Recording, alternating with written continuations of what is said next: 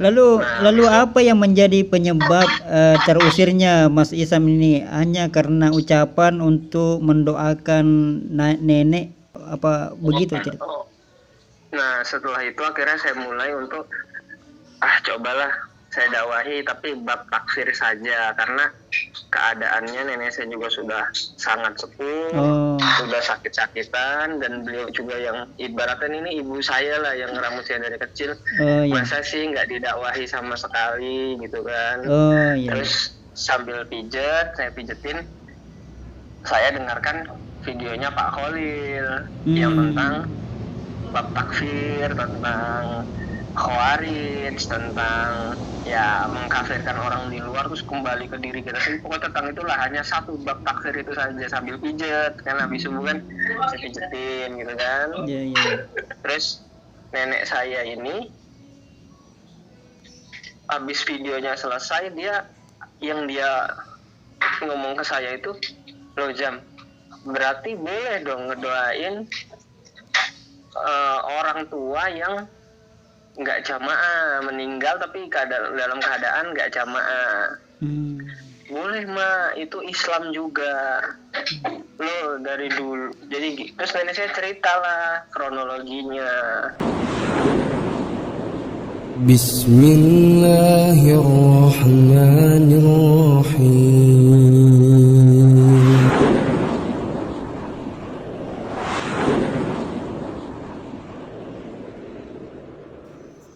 Bismillahirrahmanirrahim. Assalamualaikum warahmatullahi wabarakatuh. Selamat berjumpa kembali para sahabat Khairil Anas TV dimanapun Anda berada di seluruh penjuru Nusantara maupun di mancanegara. Berjumpa kembali dengan channel kesayangan Anda yang memancar dari kota Makassar, Sulawesi Selatan, Khairil Anas TV.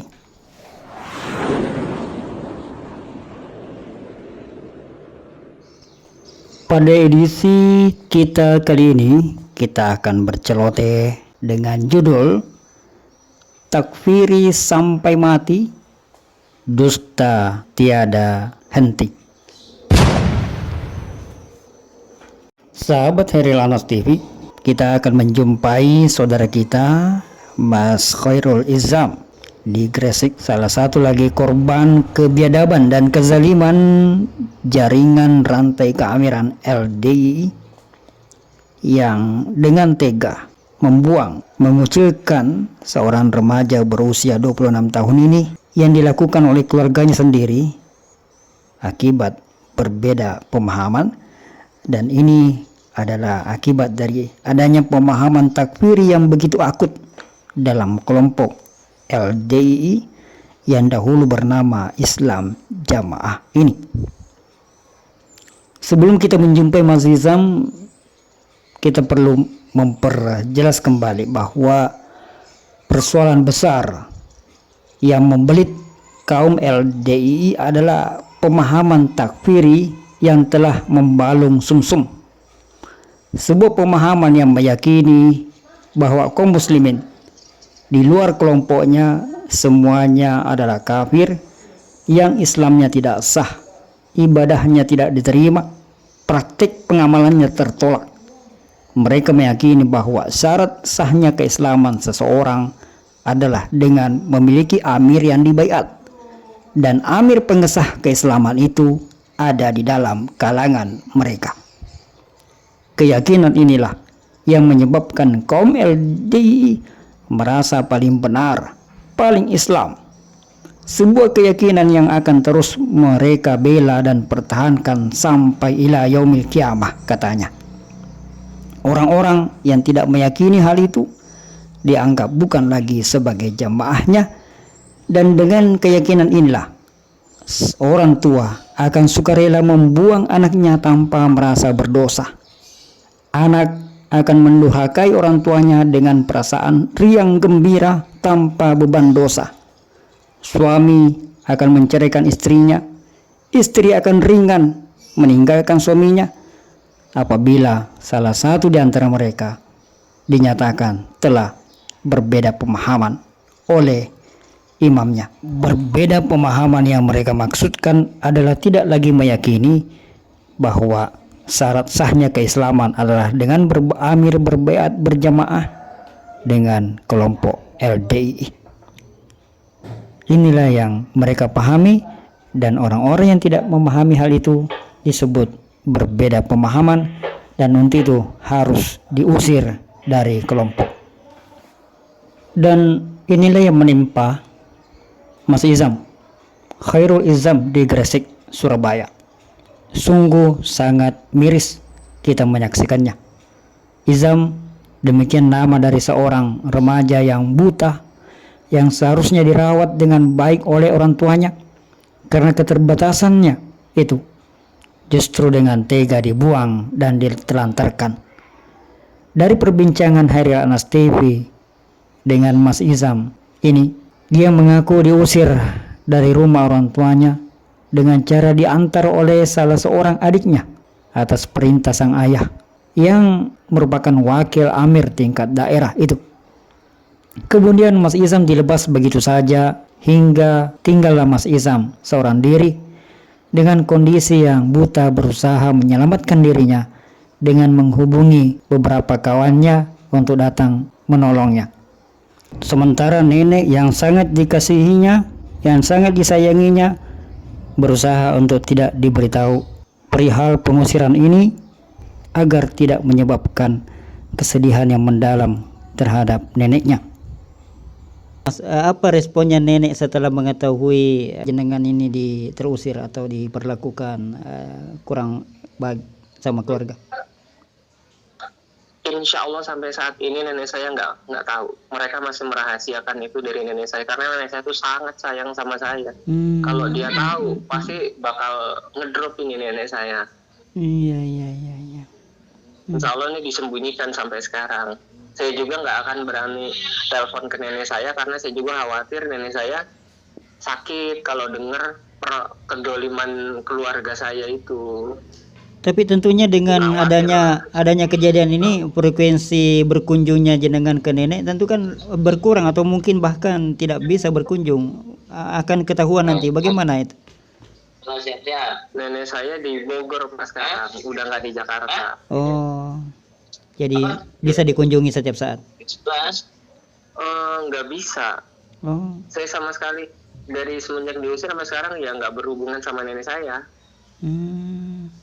Saya juga nggak mau membuat nenek saya khawatir gitu. Oh iya. Kepikiran pasti. Oh iya. Kayak keadaannya sakit, nggak bisa lihat, terus diusir dari rumah itu kan untuk nenek saya itu kan ya sangat luar biasa lah pasti. Iya. Kepahaman jokamnya juga masih sangat kuat. Sangat kuat ya, kepahaman jokamnya nenek juga termasuk kuat ya. Iya Bu, iya Pak. Oh, baik Mas Izam. Lalu bagaimana kronologis awal Mas Izam terusirnya itu dari rumah? Ya, kalau bisa diceritakan Mas, awal mula keluarga ini mengusir Mas Izam dari rumah. Silakan. Saya tadinya di Jakarta sini, di rumah Jakarta sini Pak. Iya. Nah, rumah Jakarta sini ini depan rumahnya ini orang luar, orang-orang luar, ada saudara saya juga, saudara jauh yang orang luar.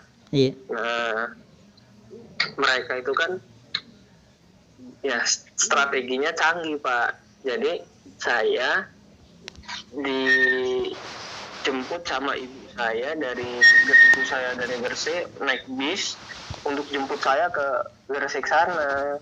Iya.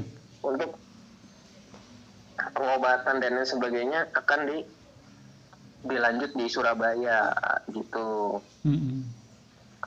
Diramut langsung oleh ayah ibu saya. Cuma jadi kalau bisa jadi ya ini taktik. Tapi sebenarnya sih kan kita udah tahu ya, ini kan mau ngusir langsung saya dari rumah. Halo Pak, suara saya jelas? Iya masih. Iya, halo. Kedengaran? Iya, silakan. Jadi mau ngusir saya dari rumah itu kan nggak berani, karena di depan rumah saya ini ada orang luar. Jadi saya dibawa dulu ke Gresik, dengan alasan yang baik lah, niat baik, bahasanya seperti itu. Tapi sebenarnya saya tahu ini bahaya nih kalau saya dibawa ke sana, ke Gresik. Ayah saya punya power yang kuat, keluarga saya semua punya power yang kuat di pondok, di komplek. Pasti saya bakal di bahasanya ya didolimi di sana dengan semau mereka. Ya. Nah, tapi kita sebagai anak mana kuat coba, ibu jauh-jauh datang dari Gresik ngebis jemput anaknya, terus anaknya masa saya nolak gitu loh, kan nggak kuat juga saya gitu loh. Betul. Naluri anak kan nggak kuat, masa ibunya minta anaknya pulang terus saya tolak gitu kan nggak mungkin gitu. Iya. Akhirnya ya kita ikuti aja dulu permainannya gitu kan. Ternyata saya ke Gresik, betul Pak, nyampe Gresik itu saya dinasehati dan lain sebagainya. Itu HP saya mau disita, HP mau disita, terus saya juga nggak boleh dikarantina, nggak boleh keluar dan lain sebagainya. Maksudnya kalau keluar ke jemuran, ke samping-samping boleh, cuma kalau keluar untuk ketemu saudara yang lain atau ngobrol saudara yang lain atau mungkin sekedar sholat 5 waktu itu agak dipersulit. Iya. Gitu Pak. Iya. Jadi hanya boleh di dalam biar nggak ketemu orang. Gitu. Terus selama saya di sana itu ya mungkin awal-awal masih diperlakukan dengan baik. Yeah. Boleh sholat 5 waktu, masih dianterin sama adik saya. Tapi makin kesini makin ke tengah-tengah itu jadi saya itu Dibatasi. itu cuma beberapa hari awal doang, cuma 1-2 hari pertama doang saya dibantu ke masjid, dituntun ke masjid. Iya. Cuma ke depannya, jadi misalnya nih Pak, sebelum azan saya udah persiapan, udah mandi, udah pakai sarung, udah pakai baju gitu kan. Iya. Saya itu duduk di ruang tamu. Tujuannya itu biar nanti siapapun yang lewat keluar mau sholat, saya Diajak. Iya. Dituntun. Nah, kenyataannya ayah saya itu kan imam daerah, ngimami sholat. Jadi langsung melengos, langsung nggak mau bawa saya ke masjid. Padahal dia ngimami sholat, nggak mau dia bawa saya ke masjid, itu nggak mau. Itu. Sedangkan kan namanya adik-adik itu kadang ada yang di rumah, kadang di rumah juga nggak ada yang sholat ke masjid gitu. Iya. Jadi yang tertib sholat ke masjid kan ayah saya. Jadi saya udah duduk gitu tuh di kadang di meja makan, udah duduk minimal dilewatin lah di area yang dilewatin sama yang mau ke masjid. Iya. Tapi ya jadi kalau kadang-kadang adik saya itu adalah yang mau nganterin ke masjid, cuma rada-rada kayak sambil, jadi saya kan nggak bisa lihat, dia nunggunya di depan, udah ayo cepetan ayo gitu. Maksud saya kan ya dituntun dulu, saya nggak bisa lihat kamu di sebelah mana gitu. Cuma adik saya itu kayak sambil agak-agak marah gitu loh. kayak agak-agak nganterin kadang-kadang, cuma sekalinya nganterin itu sambil sedikit jengkel begitu. Jengkel betul. Umur berapa itu Adik? Antara jarak umur antara SMP. Oh, SMP. SMP. Ada yang masih bocah ya. ada yang juga kalau yang mubalek tuh rata-rata ada yang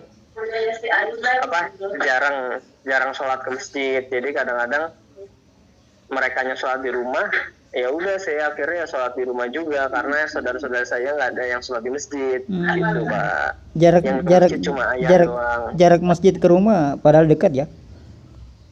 2 langkah dari pintu rumah. Wah, subhanallah. Dekat begitu. Depannya itu masjid daerah. Tapi sholat di rumah. Iya. Jadi adik saya itu lebih sering sholat di rumah, yang mubalek itu yang sudah dewasa. Cuma sekalinya sholat di masjid ya rada-rada gimana gitu.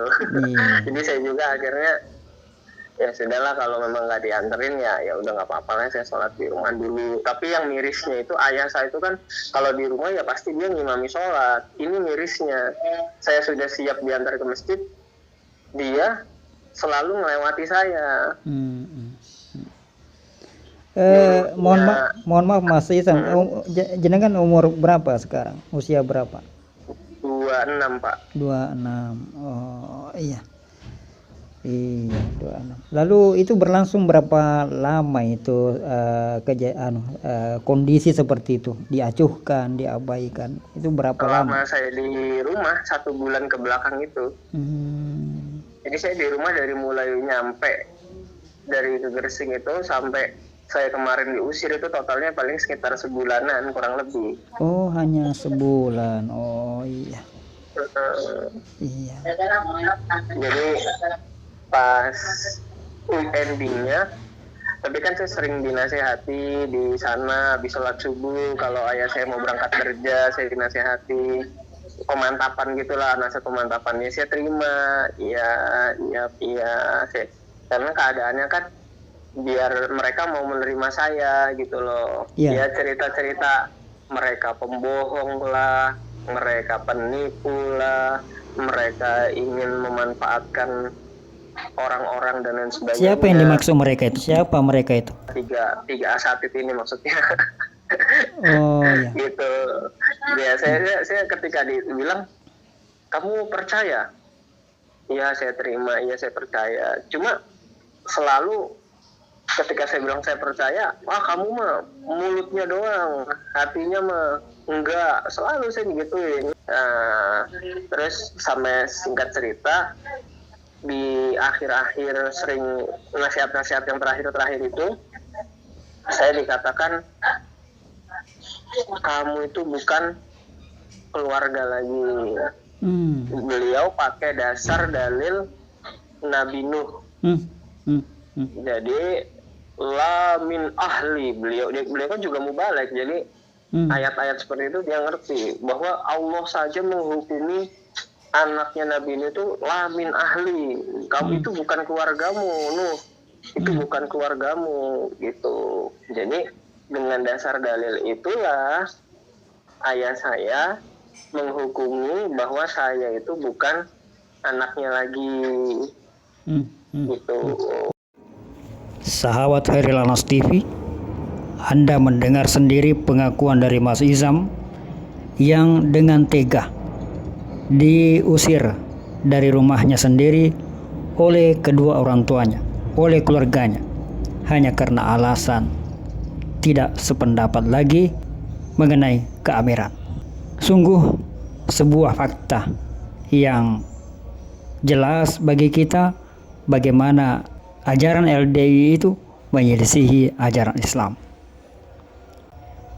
Islam memerintahkan untuk menjaga hubungan silaturahmi, jangan sampai putus. Islam mengajarkan untuk saling peduli, namun LDI mengajarkan pengikutnya untuk merusak silaturahmi dan saling menelantarkan. Inilah akibat dari pemahaman takfiri yang sudah membalung sumsum. Keyakinan ini pula yang menyebabkan mereka akan terus berdusta selamanya. Sebab sesungguhnya mereka, para pembesar dari kelompok ini, mengetahui bahwa pemahaman yang mereka yakini itu adalah salah dan bertentangan dengan agama Islam. Maka mereka akan berusaha berdusta untuk menutupi pemahaman yang keliru itu dari kaum muslimin dengan berbagai cara. Berpura-pura sama dengan istilah budi luhur, memamerkan kitab-kitab karya para ulama sekedar untuk menunjukkan kepada halayak bahwa LDI sama dengan kaum muslimin yang lain pada umumnya. Padahal sesungguhnya kitab-kitab itu diharamkan dan dilarang oleh keamiran mereka untuk dipelajari di kalangan internal LDI. Sampai saat ini mereka juga rajin menerbitkan buku-buku yang berisi mengenai cara peribadahan kaum LDI yang praktiknya seakan-akan sama dengan kaum muslimin, padahal sesungguhnya jauh berbeda. Berbagai upaya kedustaan mereka lakukan hanya untuk menutupi sifat asli mereka yang menyimpang dari ajaran Islam. Mari kita saksikan bagaimana sang ketua umum LDI ini berdusta. Kemudian moto yang selanjutnya adalah Kul ya qaumi malu ala makanatikum inni amil. Sebetulnya ini mengajarkan bahwa LD itu mengajarkan bahwa kita ini berbeda-beda. Kamu punya agama, kamu punya kefahaman, kamu punya kepercayaan, kita juga punya sendiri. Sehingga tidak perlu kita membenturkan di antara keyakinan kita masing-masing gitu. Sebetulnya itu. Qul atuhajjunana fillah wa huwa rabbuna wa rabbukum wa lana a'maluna wa lakum a'malukum wa nahnu lahu mukhlisun. Moto-moto ini adalah menggambarkan juga bahwa LDI di dalam berdakwah tetap green dakwah, tetap sejuk. Ya, dengan cara-cara bijak dan menghargai setiap perbedaan yang dianut oleh bangsa Indonesia dari komponen yang lain. Wahai sang ketua umum LDII yang terhormat, sadarkah dengan apa yang Anda ucapkan itu? Anda mengatakan berdakwah dengan sejuk. Sejuk yang mana yang dimaksud? Ketika anggota-anggota Bapak, warga-warga Bapak di bawah sana saling menyebarkan kebencian, saling mengajak pada sikap diskriminatif terhadap orang-orang yang dianggap tidak sependapat dan tidak sepaham. Bahkan terhadap anaknya sendiri. Anggota-anggota Anda di bawah sana saling sikut-sikutan, saling melakukan diskriminasi, persekusi, saling menyebarkan ujaran kebencian kepada mereka yang dikatakan sudah berbeda pemahaman. Menghargai yang mana Pak yang Bapak maksudkan? Perbedaan apa yang dihargai oleh kelompok Bapak? Ketika ada orang yang sudah tidak sepaham lalu kemudian dikucilkan, diusir dan diperlakukan zalim, aniaya.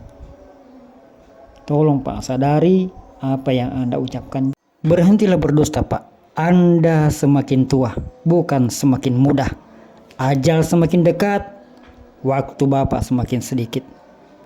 Berhentilah berdusta, sebab Bapak akan menuai dosa yang berlipat-lipat. Kalau Bapak berdusta dengan alasan takut ketahuan kejelekannya, takut dari manusia, maka bagaimana Bapak akan menghadapi persidangan kelak? Bukan manusia lagi Pak yang Bapak hadapi, tapi Allah bersama para malaikat-malaikat penghukumnya. Sampai kapan Bapak akan terus begitu? Dan berapa banyak korban lagi yang harus berjatuhan Pak, akibat kezaliman Bapak bersama jajarannya. Sadarlah Pak sebelum terlambat. Sekian celotehan.